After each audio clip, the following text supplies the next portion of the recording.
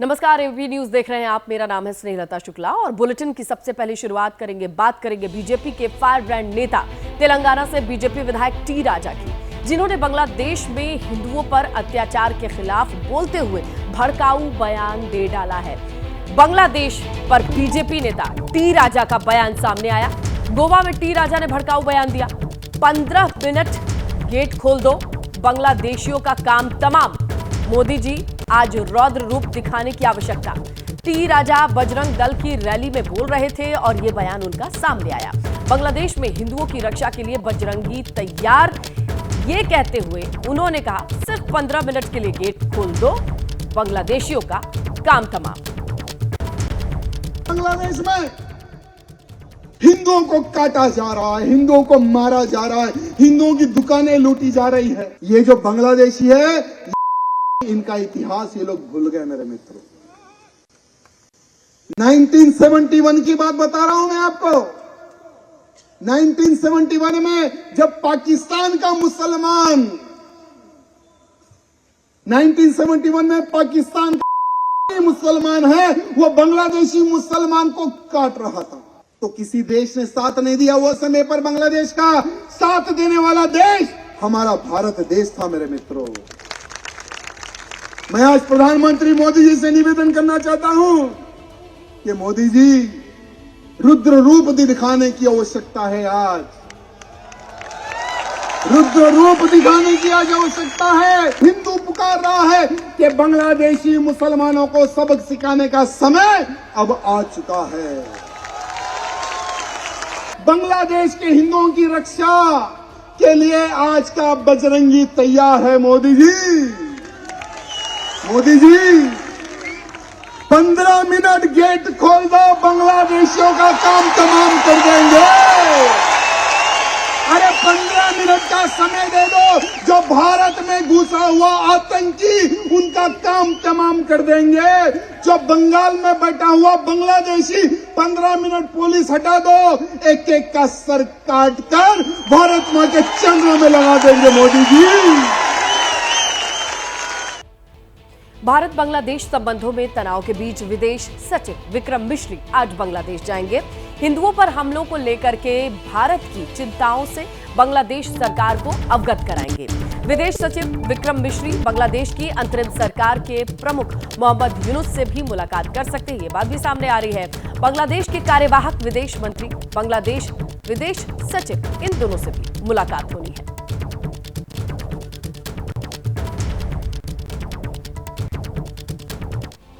बांग्लादेश में 4 महीने पहले हसीना सरकार गिरी, मोहम्मद यूनुस को कमान सौंपी गई, लेकिन इसका खामियाजा वहां के हिंदू समुदाय के लोगों को भुगतना पड़ रहा है। ढाका में हिंदुओं के खिलाफ माहौल है। उनकी चिंता में हिंदुओं पर अत्याचार के खिलाफ भारत में कई शहरों में लोग सड़क पर उतरे।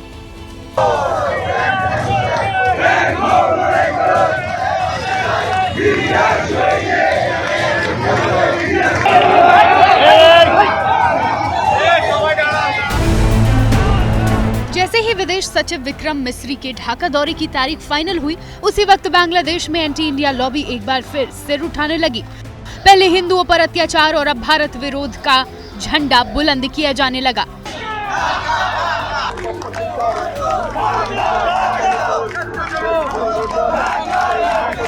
खालिदा जिया की पार्टी के कार्यकर्ता सड़क पर उतरे। ढाका में भारतीय दूतावास का घेराव करने की योजना बनाई। एंटी इंडिया लॉबी ने लॉन्ग मार्च निकाला, भारतीय प्रोडक्ट के बहिष्कार का आह्वान किया और एक बार फिर भारत विरोधी बयानबाजी की गई। भारत हर कदम पर बांग्लादेश को नुकसान पहुंचा सकता है। अगर भारत चटगांव मांगता है तो हम बंगाल, बिहार और ओडिशा वापस ले लेंगे। खालिदा की पार्टी के नेता का बयान जैसे ही वायरल हुआ, भारत में इसी टोन पर जवाब दिया गया। दिल्ली के पास नोएडा, गाजियाबाद समेत दूसरे शहरों में बांग्लादेश में हिंदुओं पर अत्याचार का मुद्दा उठा, तो वहीं लखनऊ से लेकर कोलकाता तक भी बांग्लादेश में अल्पसंख्यकों की सुरक्षा को लेकर मार्च निकाला गया। हिंदुओं के सपोर्ट में रैली हुई, धरना दिया गया। कई नेताओं ने बांग्लादेश को इतिहास भी याद दिला दिया कि अगर ये स्थिति नहीं बदली तो पहले 1971 की तरह कोई कठोर निर्णय भारत को लेना पड़ेगा। बांग्लादेश की जो आज की जो अंतरिम जो सरकार है इसके चलते बांग्लादेश में स्थिति अभी सामान्य नहीं हो पा रहे हैं।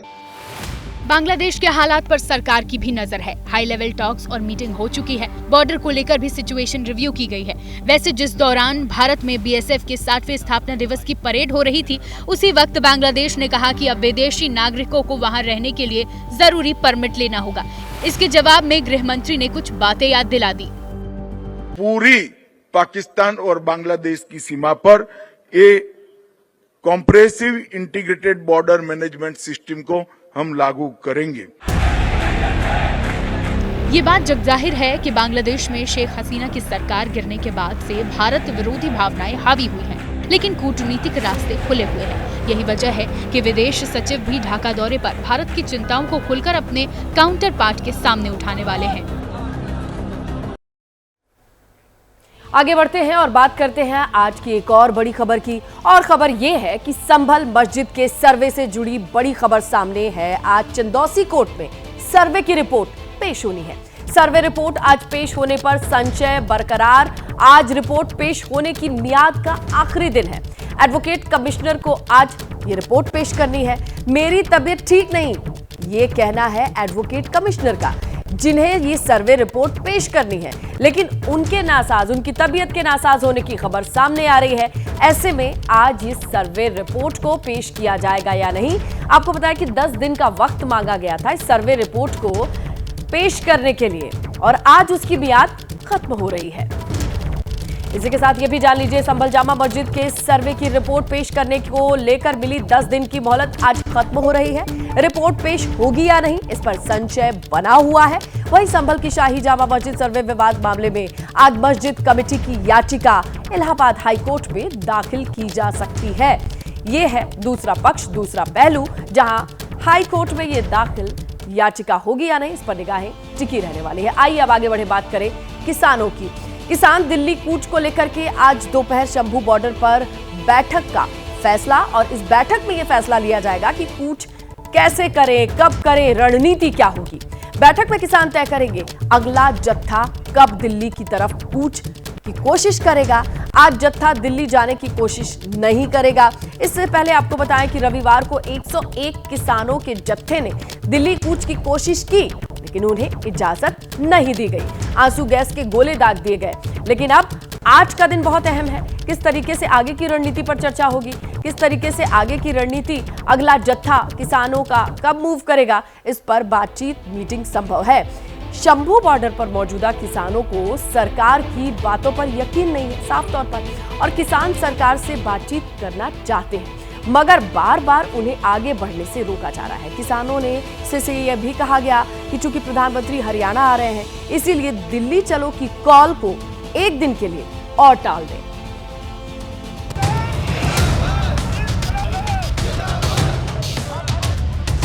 पंजाब हरियाणा की सीमा पर बैठे किसानों का दिल्ली चलो प्लान एक बार फिर नाकाम हो गया।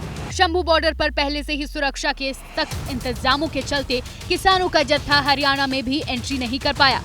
लेकिन रविवार को भी पूरे दिन बॉर्डर पर किसानों और पुलिस के बीच हंगामा और बवाल चलता रहा। किसान हैं जो कि पैदल मार्च करना चाहते थे, दिल्ली कूच करने का ऐलान किया था, लेकिन उनको प्रशासन समझा रहा है कि अंदर आगे जाने की इजाजत नहीं है। और फिर एक बार फिर से हरियाणा पुलिस के जवानों की ओर से एक बार फिर से आंसू गैस के गोले जो है वो वहां पर छोड़े गए हैं। सरकार से बातचीत के लिए तय शनिवार का दिन खत्म होने के बाद रविवार को 101 किसानों के जत्थे ने दिल्ली की ओर बढ़ने की कोशिशें शुरू कर दी। इसी के बाद पुलिस और सुरक्षा बलों ने किसानों को रोकने के लिए पहले तो आंसू गैस के गोले दागे और फिर उन पर पानी की बौछार शुरू कर दी। भी 101 बंदे आए हैं, उनको आप चेक कर लीजिए, किसी के पास कोई भी हथियार नहीं है, सिर्फ हमारे पास ये झंडा है। तो पैदल दे हथे वाहिगुरू वाहिगुरू सिमरन करना जाना, ये सरकार की मर्जी है, साडे गोले मारने। शंभू बॉर्डर पर करीब 4 घंटे तक हुए इस टकराव में 6 किसान घायल हो गए। शाम तक सारी कोशिशें नाकाम होने के बाद दिल्ली कूच को कैंसिल करते हुए किसान संगठनों ने अपने जत्थे को वापस बुला लिया।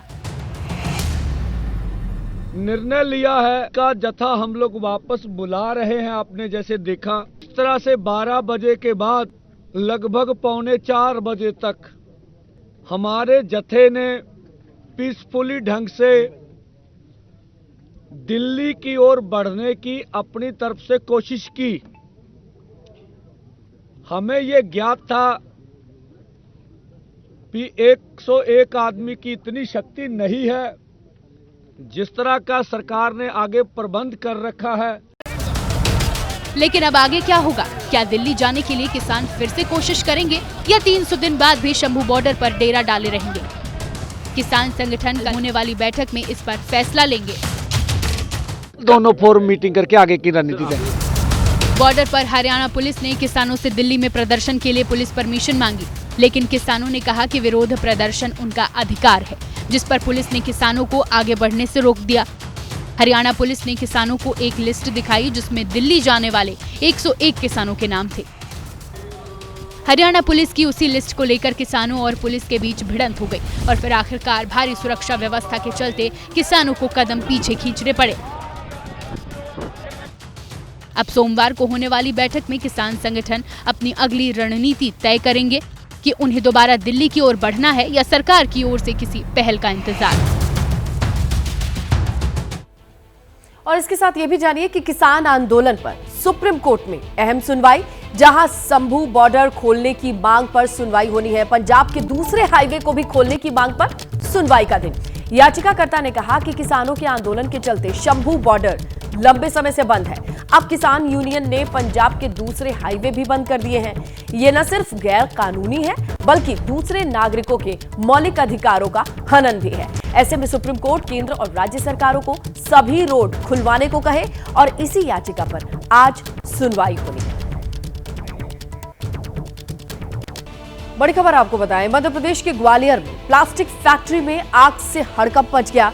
आग ग्वालियर के इंडस्ट्रियल एरिया बाराघाटा में लगी।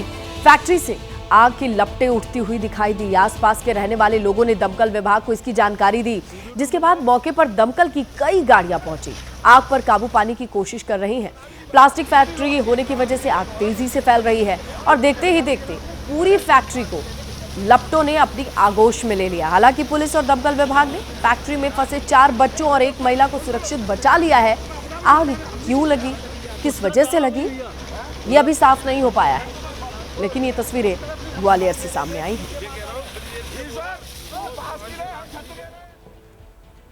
दिल्ली की शहादरा के गांधीनगर थाने के पास दुकानों में भीषण आग लग गई। आग कपड़ों की दुकान में लगी, जिसके बाद वो तेजी से फैलती चली गई। आग की लपटें दूर से ही दिखाई दी। आग की वजह से इलाके में धुएं का गुबार छा गया।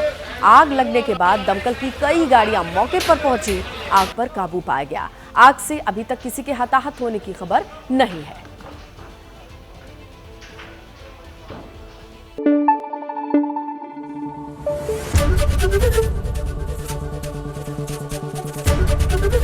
एबीपी न्यूज आपको रखे आगे।